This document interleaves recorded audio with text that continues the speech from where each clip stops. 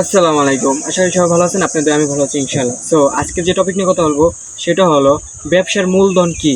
ব্যবসার মূলধন সবাই মনে করে যে অর্থ থাকলেই ব্যবসা হয়ে যাবে, কখনই না। ব্যবসার মূলধন হলো মার্কেট নলেজ। মার্কেট নলেজ যার কাছে থাকবে সে 1 টাকা দিয়ে কোটি টাকা বানাতে পারবে, আর যার কাছে মার্কেট নলেজ থাকবে না সে কোটি টাকা দিয়ে 1 টাকা কামাতে পারবে না। বিষয়টা বুঝতেন? যেমন আমি বললাম এই যে ব্যাঙ্গারি দিয়ে আজকে প্রায় 47টা পিস টাইগার বাচ্চা বেচছি। তো সরম লজ্জা বিথায় থেকে মার্কেট করতে হবে, আর আপনার সেল করতে হবে। মূর্খে যা বাড়ি করবেন, মানুষের সাথে কথাবার্তা সুন্দরভাবে কথা বলতে হবে, মানুষের সাথে সেলস ম্যানের মতো কথা বলতে হবে, ঠিক আছে?